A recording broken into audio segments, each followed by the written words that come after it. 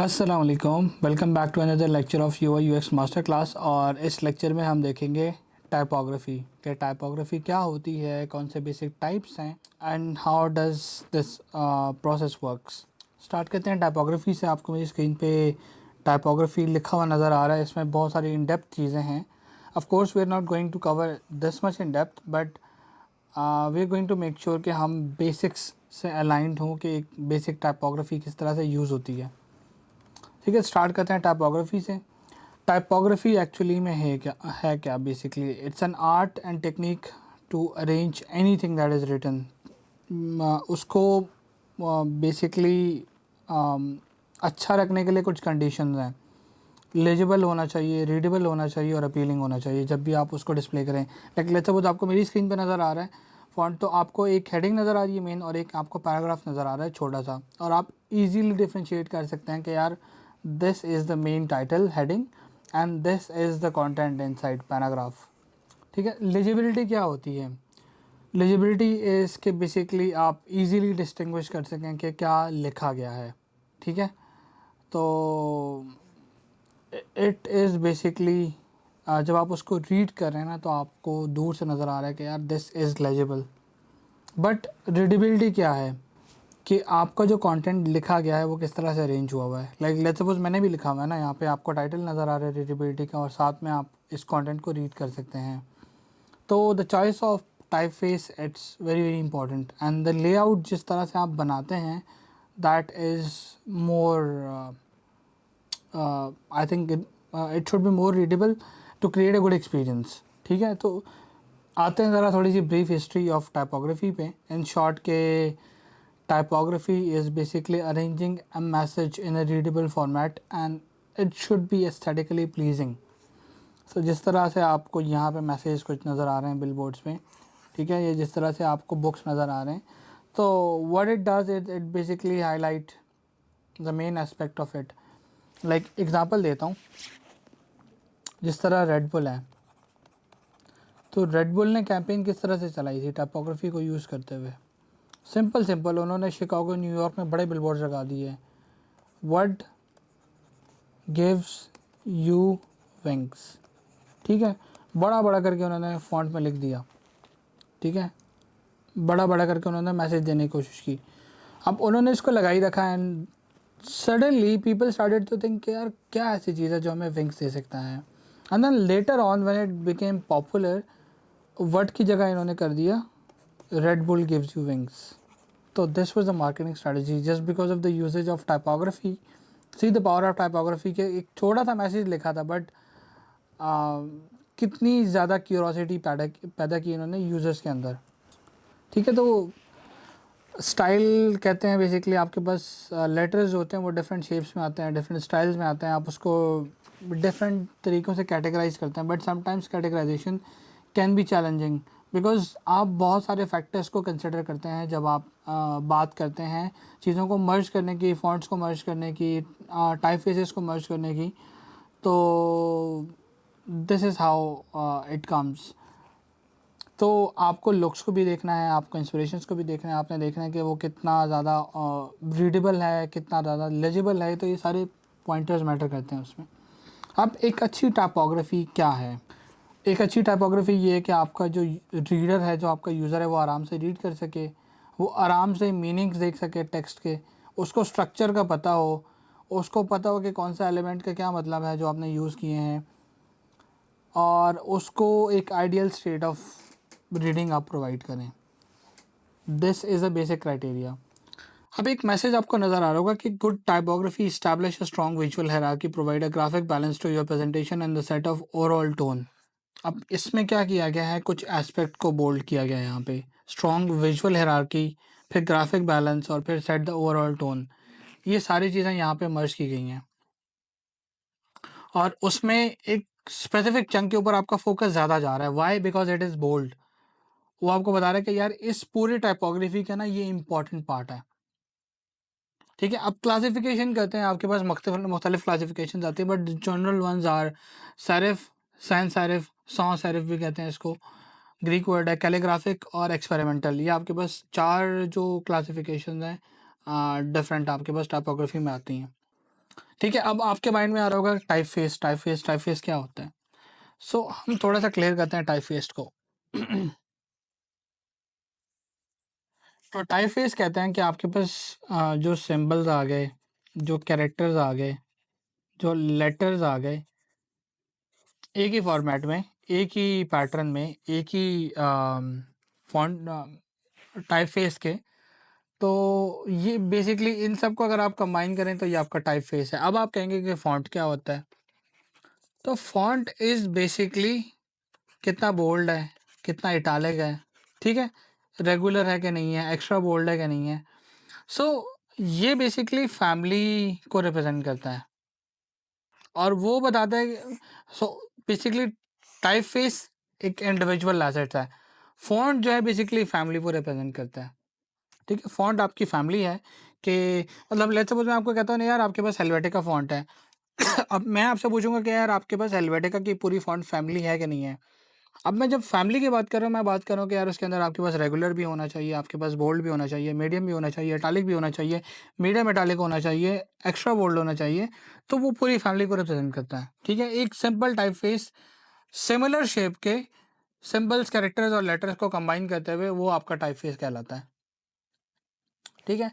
तो अगर आपने एक टाइपफेस सेलेक्ट करना है तो इट डिपेंड्स ऑन कि आपका पर्पस क्या है। आप फंकी तरह डिज़ाइन बना रहे हैं, आप कैजुअल डिज़ाइन बना रहे हैं, आप फॉर्मल डिज़ाइन बना रहे हैं, आप मिनिमलिस्टिक डिज़ाइन बना रहे हैं। हर अप्रोच के लिए एक फ़ॉन्ट डिफरेंट मैसेज कन्वे करेगा। तो पर्पस एंड मूड डिफाइन करना बहुत ज़रूरी है। फिर दूसरी चीज़ आपका कंटेंट, क्या कंटेंट आप ऐड करना चाह रहे हैं? फिर फंक्शनैलिटी क्या होगी? फ़ॉन्ट किधर यूज़ होगा, ठीक है?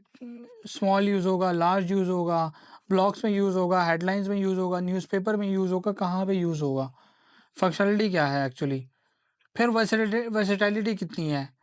क्या आपका जो फ़ॉन्ट है वो सिर्फ़ एक प्लेटफ़ॉर्म के लिए आप बना रहे हैं, लेट्स सपोज़ आपको सिर्फ़ वेब के लिए चाहिए या आपको पूरी ब्रांडिंग के लिए चाहिए? कहाँ-कहाँ पे चाहिए? कहाँ जहाँ पे बेसिकली आपको यूज़ेबिलिटी इश्यूज़ ना आए बाद में। उसके बाद कौन सी लैंग्वेजेज़ में बना रहे हैं एंड देन लास्ट में उसको आप टेस्ट करते हैं। तो this is how you pick a typeface. फिर कंबाइन कैसे करते हैं? कंबाइन ऐसे करते हैं कि ऐसी आपने सिंगल टाइप फैमिली ली और फिर उसको आपने 2 टाइप ऑफ फैमिली में डिवाइड कर दिया। तो आप कंबाइन भी कर सकते हैं टाइप फेसेस को, इतना बड़ा कोई इश्यू नहीं है। और कॉम्बिनेशन के लिए बेसिकली आप एक्सपेरिमेंट कर सकते हैं। एक टाइप फेस को दूसरे टाइप फेस के साथ, जिस तरह कलर्स के केस में था, complementary, split complementary, double complementary, analogous, warm colour, cool colour, तो इस तरह टाइप फेसेस में भी आप कर सकते हैं। अब कुछ टिप्स बताने लगा हूँ कि जो आपको पता होनी चाहिए। एक अच्छी मैं मेरा एक दोस्त है, basically he is a very good designer and he talks about typography and उसकी टाइपोग्राफी बहुत सॉलिड है। And when I talk to him I was like यार how come you bring such a solid typography to the table? And he would say number 1 thing in typography is alignment. आपकी alignment बहुत matter करती है typography के अंदर। आपने चीज़ों को अलाइन कैसे किया है, ठीक है? तो एक होता है आपका लाइन हाइट के कितना स्पेस होना चाहिए टेक्स्ट के बीच में। फिर आपको पता होना चाहिए कि आपने कहाँ पे कितने स्पेस ऐड करने हैं, कितने कैरेक्टर्स ऐड करने हैं, जिसको हम मैयर द मैयर कहते हैं। फिर आपको वेट स्किप करना चाहिए। अगर आप कहीं पे ना लेट्स सपोज़ कह रहे हैं कि यार मैंने हेडिंग और पैराग्राफ यूज़ करना है। लेट्स सपोज़ आपने H1 यूज़ करना है और आपने P1 यूज़ करना है। तो अगर आपने हेडिंग को ना लेट्स सपोज़ आप अगर आपने पैराग्राफ को रेगुलर रखा है, तो आप हेडिंग को बोल्ड रखें, एक वेट को स्किप कर दें। बिकॉज़ मीडियम और रेगुलर में इतना डिफरेंस नहीं होगा जितना आपका बोल्ड और रेगुलर में डिफरेंस आ जाएगा। तो इट विल ईज़िली से कि ये आपका हेडिंग टाइटल है और ये आपका जो है बेसिकली पैराग्राफ है। फिर जब भी आप रूल है, सिंपल रूल है, अगर आप कहते हैं कि यार मैंने पैराग्राफ का साइज़ 15 रखा है, ठीक है? अब आप कहते हैं मेरे टाइटल का साइज़ क्या होना चाहिए? तो डबल करते हैं साइज़ को, मल्टीप्लाई बाय 2 कर लें, मल्टीप्लाई 3 कर लें, मल्टीप्लाई 4 कर लें। लेट्स सपोज़ अगर आपने पैराग्राफ का साइज़ 15 रखा है तो आपका टाइटल का साइज़ एटलीस्ट 30 होना चाहिए या 45 होना चाहिए या 60 होना चाहिए। सो आप मल्टीपल्स में खेलते हैं हमेशा। इस रूल को फ़ॉलो करेंगे ना rather than the traditional approach जो आप शिफ्ट की पकड़ के फ़ोटोशॉप या किसी भी फिग्मा में यूज़ करें, इलस्ट्रेटर में यूज़ करें, उसमें आपको पता नहीं चलता और वो कंसिस्टेंसी भी नहीं आती। अगर आप इस रूल को फ़ॉलो करेंगे, आपकी टाइपोग्राफी में बहुत कंसिस्टेंसी आएगी। फिर जब भी आपको पता हो कि यार आपने टेक्स्ट कैसे यूज़ करना है, हमेशा लेफ्ट अलाइनमेंट यूज़ करें because human eye left to right easily read करता है। सेंटर और राइट अलाइनमेंट तो यूजुअली उर्दू के लिए यूज़ होता है। Right alignment is not recommended generally. तो left alignment is the best. जब आपको कुछ भी समझ नहीं आ रहा, लेफ्ट अलाइनमेंट को यूज़ करें, ठीक है? उसके बाद आप डिफरेंट क्लासिफिकेशन यूज़ करें। आप इन जनरल जो है अगर आपने एक्सपेरिमेंटेशन करनी है तो आप डिफरेंट क्लासिफिकेशन ट्राई करें। सेम क्लासिफिकेशन के दो जो है ना टाइप फेसेस यूज़ ना करें, मतलब सेम फैमिली में। लेट्स सपोज अगर मैं आपको कहूँ कि गूगल सैंस है, रोबोटो है, थोड़ा सा डिफरेंट होगा, रोबोटो शायद थोड़ा सा स्ट्रेच वर्जन होगा। एक और प्रोडक्ट सेंस, अगर आप प्रोडक्ट सेंस और गूगल सेंस यूज़ करें ना, it's almost the similar. It's you would say यार 90-95% मैच करता है, थोड़ा स्लाइट सा डिफरेंस है। तो उस तरह टाइप फेसेस अवॉइड करें, आप डिफरेंट एक्सपेरिमेंट कर सकते हैं। तो लेट्स सपोज अगर आप दो सेंस सेरिफ यूज़ कर रहे हैं तो आप उसकी जगह स्लैब सेरिफ यूज़ कर लें या स्क्रिप्ट यूज़ कर लें, जिसके आगे हम बात करने वाले हैं। फिर टाइप स्केल क्या होता है कि लेट्स सपोज एक वेबसाइट है ये आपके पास जो आपको स्केल बताती है। लेट्स सपोज आपको पूरा स्केल जनरेट करके देती है। अगर आप कहते हैं यार मेरी हेडिंग कितनी होनी चाहिए, वो आपको बाकी सारे जनरेट करके देता है। तो type scale is a very very good website, आप इसको ट्राई आउट कर सकते हैं। अब आते हैं सेरिफ पे। आपने नाम सुना होगा सेरिफ और सॉन्स सेरिफ, सैंस सेरिफ भी हम कहते हैं। जो भी शूज़ वाले फ़ॉन्ट्स होते हैं ना, जिसके एजेस होते हैं, ये आपका आता है सेरिफ में। ठीक है, ये जब भी आपको नज़र आएंगे ना एजेस, ये आपका आता है सेरिफ।